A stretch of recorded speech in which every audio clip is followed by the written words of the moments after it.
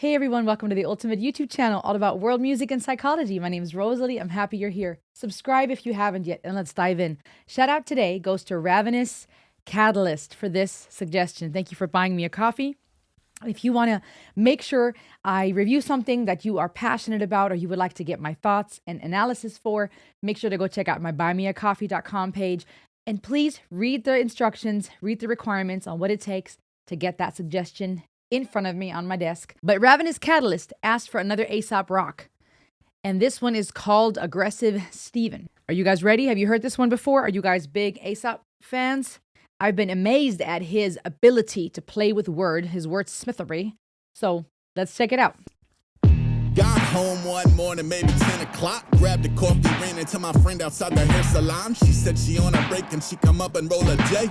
We'll say her name is Abby, the Wabby is not her name. Okay. Skin vibe, talking neighborhood gossip. Elevator to amazing, snake around on my spot. Before the key hit the lock, she was asking me, is that yours? Beside the door, a navy button down, bolt up on the floor. Weird. I'll take a knee on some, I do have one like it, but no. And pick it up slow to reveal a few of the items. Sabaga like, oh, that is certainly a tweaker's pile of stuff. A realization that demand a weaker tea inside my cup. White noise humming in my ear to the wood. I hear the bathwater running, something is clearly afoot. Someone is clearly inside. I look at Abby like I'm going in. Maybe you should stay here, she said no, I'm in. Holy shit, be cautious. Keep calm, sneak the door open, the apartment is tossed. Everything everywhere all at once, all the faucets are on. Let's draw Everything everywhere all at once. Who says that? What song is that from? I can't pinpoint it. Help me in the comments. A room so you can better picture all the pitfalls. I got this loft that when you walk in, the ceilings are pretty normal. Then a dozen feet later, it's 20 feet of beams and mortar. Listen, this guy's an incredible storyteller, but listening to this is like remembering those times when you read a book and you're so immersed, you can picture everything. That's what he does. He's painting a picture where you can just envision it in your mind's eye. And I love the timbre of his voice. I've said it before. I love that full, warmer, rounder, raspy vibe of the way that he speaks. It's so unique, but it pulls you in. It's easy to listen to and intriguing and entertaining at the same time. In mortar, I inched far enough to peek around that first corner. No sign of life in the bathroom, only debris and disorder. We baby stepping 7 feet in where the kitchen begin. Records and books in a sink, the conditions start to sink in. Another view to that Rubicon where the pad opens up to see the answer to my questions in the rafters above. There is a man with no shirt on, wearing his pants around his ankles, jungle gymming over both us. I mean, we are talking angles. He's mumbling incoherently, there's something in his system. I'm processing but need to make decisions. Okay, let's go. Hey, you need to get down right now. Abby yelling, get the fuck down and get out. He's on a different planet, drifting to a distant moon. I'm pretty sure he don't even know we are in the room. Hey, you need to get down right now. Get the fuck down and get out. Talk about storytelling. This is catchy. But in context, this is so funny though. Get the fuck down and get out. Get the fuck down and get out. Get the fuck down and get out. This isn't working. The energy is berserk and we're backing up to the hallway. Oh my gosh, that cadence flow. This isn't working. The energy's berserking. Oh my gosh, I love that, dude. I'm telling you, the word smithery. Backing up to the hallway, then down to the office nervous. Yeah, hi. So there's a naked guy in my ceiling. The staff look up at me tripping like, oh my God, is it Steven? Who the fuck is fucking Steven? Y'all seem to know some shit I don't. I ain't exactly need. I'm the manager on some he in this building have got some history. Will attempt to go and talk him down, but also called the city. 30 go by when the elevator ding and drop a trio in the lobby and heaven and nature sing. It's the Let heaven and nature sing. Let heaven and nature sing. The play here on words is nuts. Heaven and nature, which is also funny because that contrast between what they're experiencing and the guy in the ceiling, you know, kind of cool little picture of duality. manager is super with a man in my nights. Oh, that's my leather too, rejected, but goddamn, he look nice. Steven is glum and despondent, wafting a brutal bouquet. They sit him down on the sofa, he look. Hold on, I gotta go back a bit. This is just nuts. Also called the city.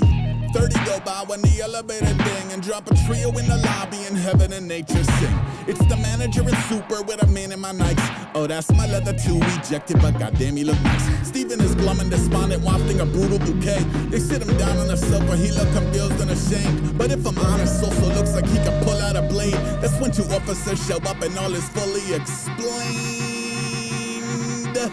Okay, the police over Steven to see if he's even lucid. I'm on the other side of the lobby, completely stupid. The super and the manager finally get a sec to offer some backstory about this morning's events. They tell me Steven suffers from mental illness and drug addiction. His episodes have kept him in and out the shelter system. Some lady in the building used to give him her couch, but his condition led to far too many issues to count. He's even scaled up the building before and jimmied inside and been aggressive with the tenants like infinity time. He not permitted on the premises, but this is your life. That's when the officer invited me to give him my side. I said, well, first of all, I ain't the one to call, but also we're like a meter from the player involved. I can brief you on the basics if the aim is resolved, but I ain't trying to agitate him if I say something wrong. How about we move 10 feet around the corner to talk? He said I can't leave my partner alone with someone that's gone. Okay, seems fast to be at an impasse. Then he pulls the pen and paper out and this is what he asked. Do you wanna be the victim?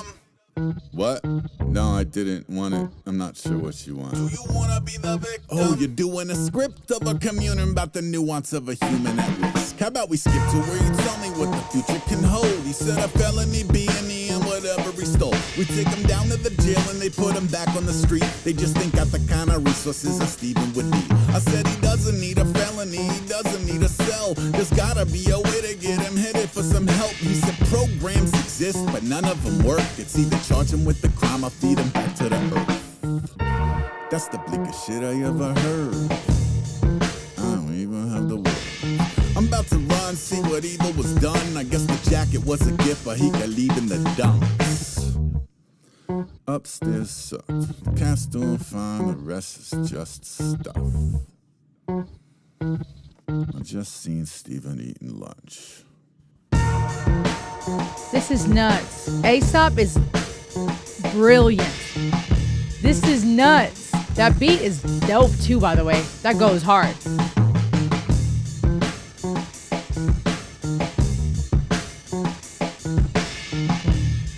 Boom, boom, boom. ITS.